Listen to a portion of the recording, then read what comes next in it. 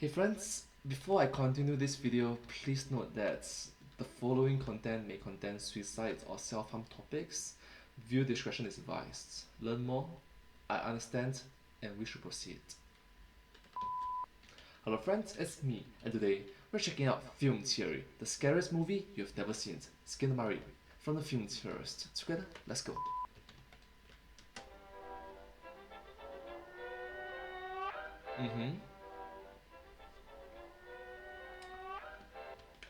Let's all repeat.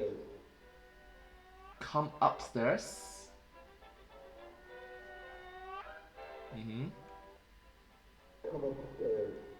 Come upstairs. Ah.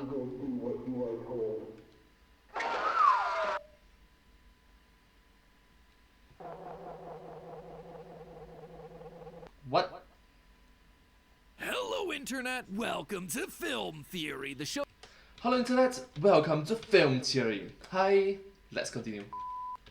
that promises to let you sit and watch public domain cartoons for as long as you want, provided you stab that subscribe button right in the eye. Now, I'm not a man with a whole lot of free time. Between launching new channels, subscribe to Style Theory by the way, writing and rewriting FNAF timelines, being a father, and, you know, just trying to have an actual life, things can get pretty darn busy. But in what little free time I've had lately, I've been scrolling through the TikToks to see what's hip with the kiddos. And what I've seen has been nothing but pages and pages of Pedro Pascal fan cams. Do not make fan cams of school staff. Oh, you can't stop me, Pedro. I can, and I will.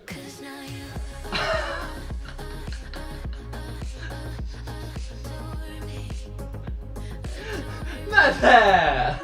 But once I scrolled past those, I was inundated by something far less aesthetic and much more scary. A terrifying new horror movie called Skinamarink. Everything I saw heralded this thing as the scariest movie ever. Because some people are saying this is literally the most disturbing thing they've ever seen. And after watching it, yes. And based on the trailer alone, I was hooked. In this house, in this house, in this house. Ladies and gentlemen, we have reached peak analog horror. So, intrigued and a little bit scared, I did what any normal person would do. I sat down at 9 a.m. on a Wednesday morning with two of my employees to watch through this puppy. And boy, was it controversial. One of them rated it an 8. The other rated it a 0 and said it didn't even deserve to be called a movie. And honestly, Well, to be honest with you, it's controversial to be honest. And I can see the point of why YouTube sent this out. Before you watch a video, the following content may contain suicide or self-harm topics. Viewer discretion is advised. Learn more, I understand, and we should proceed. That sends a very strong and clear message that, hey, things are gonna get dicey. I can't really blame him for his opinion. 5 minutes in, and it's immediately clear why this thing is going to be a divisive movie. It's about 100 minutes of staring at dark walls and grainy hallways while people whisper in the background. It is not for everyone. As for my opinion, I can tell you that it was probably the most active movie watching experience that I've ever had. With my eyes constantly scanning the frame, questioning whether what I was seeing was a shadow monster or just artifacting of the camera. I wasn't just passively watching a movie, I was having to solve each and every frame, trying to understand what exactly I was looking at. TLDR, it worked for me. I really enjoyed it. But not only is Skinamarink a visually challenging movie, it also is a narratively challenging one. The story, as it's presented to us, is about two young children, Kaylee and Kevin, who wake up in the middle of the night to find that their parents have disappeared along with all the house's doors and windows. And so the kids in the movie respond like any normal child would do in this sort of situation. They park themselves right in front of that TV and start binge watching some old school copyright neutral cartoons.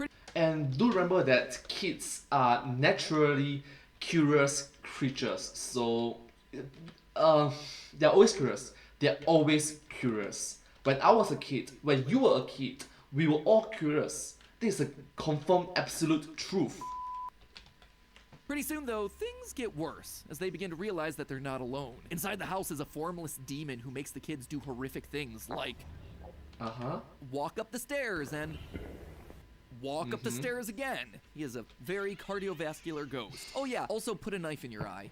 No! No! We don't actually No! see anything, but the sudden switch to implied violence is just incredibly jarring. Bit by bit, things get progressively worse for our young duo. Toys begin sticking to the ceiling, night lights get unplugged, the toilets disappear. Man, this demon is ruthless. The eye thing, yeah, that was brutal, but making him poop in buckets? That's just cruel. Eventually, Kaylee disappears, leaving the 4-year-old Kevin alone in a house that has literally and figuratively turned upside down. As the movie ends, we see this image stating 572 days, which is super random because up to this point, there really hasn't been any clear focus on the passage of time. And then you have this brutally long pull-out shot that lasts almost 2 consecutive minutes, just really milking it for that watch time, aren't they? On an unrelated note, did I mention the director for this thing got a start on YouTube? I see you. I know what you're doing. I know your secrets. There's a bit more screaming and whispering and blood before the movie ultimately ends with a blurry figure fading into frame telling Kevin to...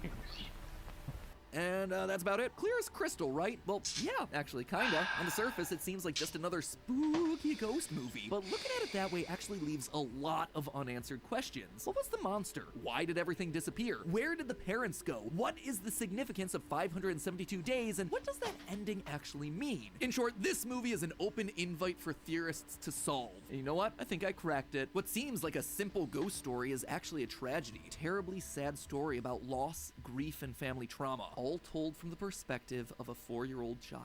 Everything we see in the film feels like a paranormal situation, right? We hear voices, we see things stuck to the ceiling, we have doors disappearing, and we have this constant grain and distortion. What could cause all of this if not a demon? Well, let's just start from the very beginning. The movie kicks off with a seemingly random event where Kevin falls down some stairs in the middle of the night. We see a series of clips of Kevin stealing blankets from his closet, sitting up on top of the stairs, and then we get an upside-down shot of the bottom of the stairs after hearing a loud thud. This is then followed up by his dad on the phone. Falling, but Kevin fell down the stairs and hit his head.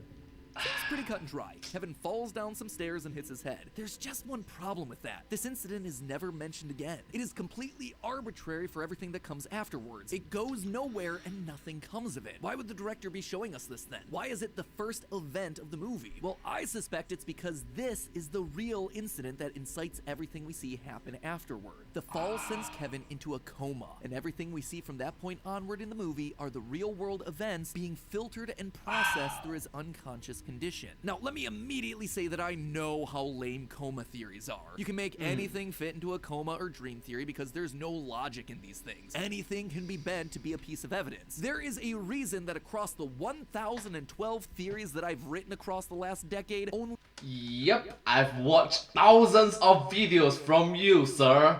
Literally thousands of videos from you, sir. only one of them has claimed that everything was a dream. FNAF, Five Nights at Freddy's. And that's because I only pull them out when I think that that's the author's true intent. And with Skinamarink, I am convinced that this is the right interpretation. Obviously, we just talked about the inciting incident of a head injury, but there is so much more here. Across the entirety of the movie, there are 3 random details of this supposed haunting that stood out to me as unusual. The missing toilets, the request to stick a knife in Kevin's eye, and the marker of 572 days. So let's just go back and tackle these one at a time. First, let's just take a look at the basic concept of the film itself. While the idea of doors and windows disappearing from a house makes for a creepy paranormal setup, what doesn't fit quite as well is the disappearance of the toilets. The lack of doors and windows I totally get. You're trapped inside of a situation that you can't escape from. You're at the mercy of the demon. But the toilets? I mean, why would a paranormal entity do that? It's either a big troll or this isn't actually a ghost that we're dealing with. So let's just assume that everything after Kevin falls down the stairs and hits his head takes place in a hospital. Well, if that's truly the case, then the disappearing toilets would be the reality of his current situation. He's no longer physically going to the bathroom and toilets anymore. Depending on the policy of the hospital he's in, he's likely using a bedpan, diapers, or a rectal catheter to excrete his waste. This would also explain the disappearing doors and windows that form the core of this movie's plot. On one hand, it's symbolic of Kevin now being trapped inside his own mind with no escape. That's why, near the end of the movie, when he asks to watch something happy, we see visions of a door. It's a moment or a chance of escape. But the disappearing doors and windows could also literally be the hospital room around him, a claustrophobic space that's blocked off by curtains. In fact, look closer at your typical hospital room and what do you see in each one? A TV sitting in front of the patient playing all day, every day. And what do we see in Skinamarink? A TV as a constant presence throughout everything in the film. So much of this movie is spent sitting in front of a TV, specifically public domain cartoons. It's gotta mean something, right? It does. These cartoons are the entire plot of the movie. If you take a closer look at the cartoons that play and when they play, they seem to be telling us the real story of what's happening in the movie. One of the first cartoons we see after Kevin's accident is this: a baby bird being shot out of the sky and appearing dead. This cartoon is The Song of the Birds from 1935, except there's a twist here if you watch beyond what they show in Skinamarink. When the birds go to bury the baby's body, he wakes up and everyone celebrates. This cartoon, I suspect, is representative of Kevin's injury. He's the baby bird who is knocked unconscious. This clip even plays after the kids ask the question. It's because mom thinks that her baby bird is dead, or maybe just close to death. The second major cartoon we see is The Cobweb Hotel from 1936, where two newlywed flies watch helplessly as a young fly is trapped inside a monstrous spider's bed of webs. They then have to fight to escape from the spider. Now, this could very easily be symbolic of Kevin and Kaylee fighting against the monster that has them trapped inside the house, but it could also be Kevin's parents, forced to watch their son trapped inside of a hospital bed, unable to escape. Considering that the two newlywed flies are adults, I suspect it's the second explanation. The third major cartoon reference we get is to 1931's Bimbo's Initiation. This one we don't actually see, but I was able to recognize the audio from research we did years ago when we did our Bendy of the Ink Machine episode about rubber hose animation. In this one, Bimbo falls down a sewer only to be locked in a prison of inescapable false doors, all while the world turns upside down around him. A character falls down, winds up trapped in a place without doors, and everything turns upside down. Why even have a movie, Skinamarink? You told us everything we needed to know right there. And in the I don't understand. I don't understand. final cartoon, 1939's Presto Changeo, we see this clip of a dog that's being shot in the eye. Again, sound familiar? The cartoons are telling the story of Kevin's life. And why are they always on? Why are they always playing? Because he's sitting in a hospital room stuck in front of a TV. But with all that said, let's look a bit closer at the eye bit. It's one of the very few moments of implied violence in the movie, so obviously it's gonna stand out as important. But again, why? Why this of all things? Just to shock us? Again, I don't think so. Let's take a look back at what caused Kevin to fall down the stairs in the first place. Kaylee says he was sleepwalking. Sleepwalking, hallucinations, eye pain. It doesn't take Derek Shepard to know what's going on with this one. Kevin has a brain tumor. And yeah, that was a Grey's Anatomy reference for any of you under the age of 45. I suspect Kevin was suffering from a tumor on the frontal lobe of his brain, thereby causing him to sleepwalk, hallucinate, and ultimately fall down the stairs. In fact, brain tumors are the most common form of solid tumor inside of children, affecting about 5,000 in the US every year. What I suspect happened here was that the brain tumor caused his sleepwalking and subsequent fall. And while the fall itself might have resulted in a minor injury, considering what we hear from Dad's phone call, the subsequent hospital visit or the damage that the fall caused made the tumor issue worse, with Kevin ultimately winding up in a coma shortly thereafter. So what does all of that have to do with knives and eyes? Well, I don't think that it was just any knife we're talking about here. I think what's going on is a surgical procedure. One way to remove tumors from the frontal lobe of the brain is to perform a procedure known as a supraorbital keyhole craniotomy, a type of brain surgery where they go in through, you guessed it, the eye. It's minimally invasive, and it's an easier way to reach the frontal lobe to remove the tumor, which is why Kevin feels like he's being stabbed in the eye with a knife. This would also explain another weird detail that we see towards the end of the film. At the top of the movie, we get a montage of various family photos hanging on the wall. At the end, we get a similar montage, but this time, everyone is missing their head, or the faces have been weirdly distorted. This would be the result of a condition known as prosopagnosia, also known as face blindness, where you cannot recognize people's faces. It's a symptom that often appears in patients with brain tumors. This leads us then to the ending of the film, where we see blood being sprayed on the floor over and over, all while we hear screaming in the background and the repeating music from the Presto Changeo cartoon, the one where the dog gets shot in the eye. If you turn on the closed captions, the first round of screaming we hear is captioned as child crying. Thank you closed caption people for not naming him the crying child. I just can't rewrite the damn FNAF timeline again. The next round of screaming though is credited as older child cries. This scene, I suspect, is Kevin being operated on over and over a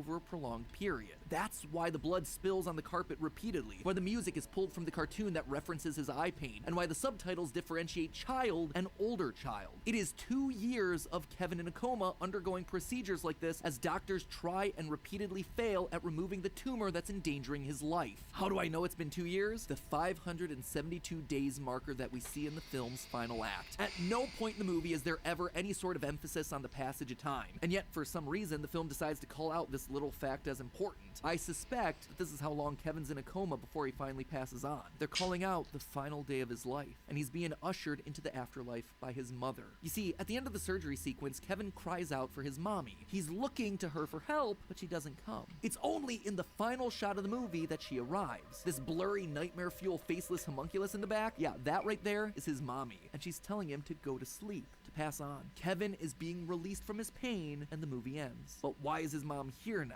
Well, to understand that, we have to zoom out. You see, this whole time I've been trying to prove to you that Kevin's in a coma, and I feel real good about that conclusion and the evidence that we've presented so far. But in the process, I've been having to ignore what's happening around Kevin, specifically around his parents. This whole movie's premise is that Kaylee and Kevin's dad disappears one night. Notice that I say dad specifically and not parents. That's actually in the official movie's description. So why is dad gone? And where is mom? Well, we hear mentions of mom very sparingly. Early on, we hear the question. Shortly afterward, we spend some quality time with mom in one of the most disturbing scenes of the movie. Kaylee is brought up to her parents' room by the mysterious voice. Her dad is sitting, hunched on the bed. Kaylee looks away for a moment, and suddenly her dad is gone, replaced with her mom. After a half-hearted, hey, we're getting a divorce, kiddo style talk, we hear a very clear snapping sound. This, paired with the repeated imagery we see of dowels hanging from the ceiling, leads me to believe that their mother unfortunately took her own life. She was so distraught over Kevin's condition that she cries repeatedly, the family gets a divorce, and then she ultimately ends it all. This works with why we hear Kaylee asking about the crying, and why at a later point when asked about mom, she says, that's also why mom's at the end of the movie, helping to ease Kevin into the afterlife. It's because she's there too. She's also dead. Okay, so we've established... Therapy. Seek medical therapy. Now. Please.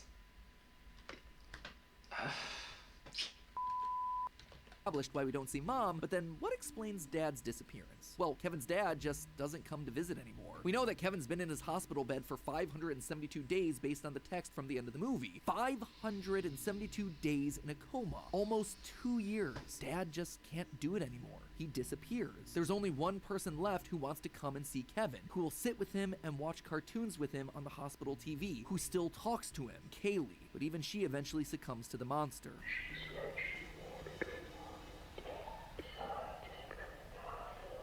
Even she gives up to the hopeless darkness that Kevin won't wake up. Her mouth was stolen. She disappears too, just like everyone else. One of the final shots of the movie is a return to the stair banister, upside down the way Kevin saw it after his fall. This provides our story a complete bookend. We return back to where everything began. The house at this point has figuratively and literally been turned upside down, and now appears to Kevin in the way that he saw it after his tumble. Alright, I'm gonna give you a personal point of view.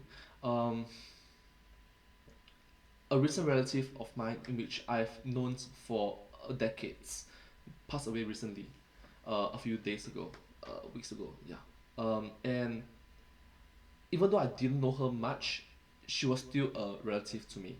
Alright, and at her passing, at the funeral, we were Buddhist, so we were chanting in Buddhist scriptures. And one of the things that really bothered, it's not piqued my curiosity, is why are we reading text that that's like life is a dream, life there's beginning and end, there's a cycle of everything good and bad, all your sins, all your guilt disappear, all the good, all the positive disappear. It's like, why are we repeating this over and over again on her funeral? And it clicks while at the funeral in which I was attending. Oh, it was for the living. It was for the living that, hey, life is like a dream. 节哀顺变, my deepest condolences, but you have to move on and look at the positive point of view. Don't always look at the negative parts in lives. Yeah, there's the negative and there's a positive. Accept the negative, accept the positive, and we move on in life. If you're unable to do that, there are services, there are healthcare therapies. There are a lot of helpers all around the world right now, especially in the world 2023. A lot of people wants to help you seek therapy. If you can't, I don't know, a happy golden retriever dog, I suppose. A happy golden retriever dog, maybe. Something that will keep you like, hey, when there's life, there's hope. Skinamarink is a tragic tale of a family broken apart, of a loving father, mother, and sister forced to confront an unforgiving and unending medical condition, and the little boy who's trapped in a hospital bed with no way out, trying to understand it all through the grainy, dark filter of his unconscious state. Even the name Skinamarink tells us exactly what this movie's about. It's the name of a children's nursery rhyme all about love. Skinamarink-a-dink-a-dink, Skinamarink-a-doo, I love you. I love you in the morning and in the afternoon. I love you in the evening and underneath the moon. That is the central theme of the film, love. And that's also the true horror of this film, that there are just some things that love can't overcome. Some things that are so dark, so ceaseless that they swallow all that love away. Whew, this film really hit so much harder than I expected a TikTok-hyped art house horror film to do. So if you have kids, give them a hug. If you are a kid, go give your parents a hug. We gotta counteract the horribly sad with something wholesome. But hey, if you ever find yourself trapped in a dream house with disappearing doors and windows, you're probably gonna want some food delivered to you. Well, with the sponsor of today's video, HelloFresh, that dream can become a reality. HelloFresh has 40 weekly recipes for you to choose from, so we always get something new and exciting. And if you're on a low-calorie, carb-smart, or veggie-focused diet, or just a really picky eater, not only are there plenty of options for you, you can also customize your meals, switching out proteins and sides, or even adding proteins to a veggie dish. Steph and I have a lot going on, so getting delicious food delivered directly to our doorstep so we can skip a trip to the grocery store, it is a game changer. It lets us spend more time focused on decoding the stories of strange indie horror movies and less time deciding on what we want for dinner. HelloFresh also helps us cut back on takeout and delivery, the cost of which can add up